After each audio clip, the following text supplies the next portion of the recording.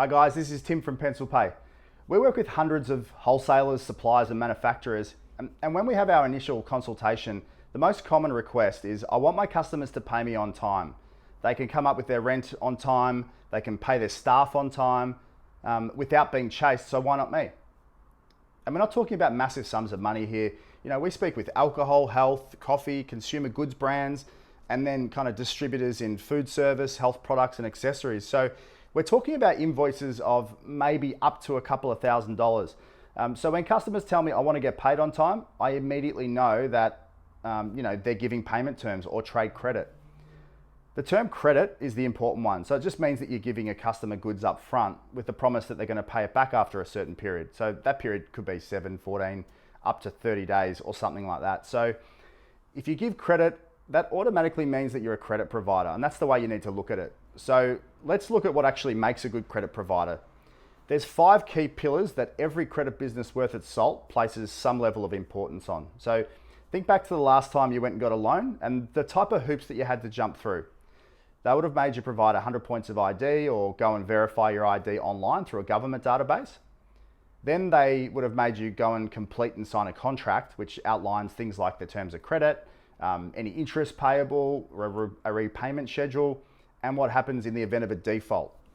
They also would have gone and performed a risk assessment on you. They would have looked at your income, and they would have also looked at your available credit history, and they would have collected some type of guarantee, either personally or with an asset. Lastly, they required your bank account details to debit the repayments from on the agreed repayment schedule. And that's the important part, on the agreed repayment schedule. So when I get told I want to get paid on time without chasing, I point this out to people. However, because in B2B we're dealing with much shorter debt cycles and small sums of money, what I would say is that you always need to know, number one, who you're in business with. You need to agree on the fundamentals of when you'll be paid, and you need to have a mechanism to recover the funds. So in the world of B2B credit, you need to identify the person in charge of the business and verify the ABN. They've got to verify the company name and the trading name, or the business that you're dealing with. Then you need to go and get a contract in place. And that includes, having the details of the person getting into the contract, the payment terms, etc. Then you need to decide if the company can pay its bills. So a good way to do this is to do a credit check, or to ask the salesperson to go in and see if they're busy or not. Go and check the coffee bags, go and check the other brands on the shelf, and then give them a ring. Then you need to collect one or the other of what I'm about to say. So either a payment method, a credit card or a bank account for direct debit, or the director of the business needs to provide a personal guarantee.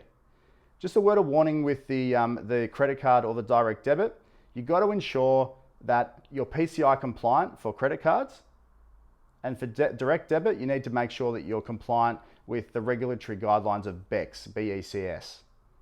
So to repeat, find out who you're in business with, get a contract signed that outlines the fundamentals, and have the mechanism to recover the funds. If you do this, you'll get paid on time. You won't have to chase, and your business relationship won't be about debt. It'll be about doing business and hopefully forging a really strong relationship over a number of years. I hope you got some value out of this today. Thanks so much, and we'll chat soon.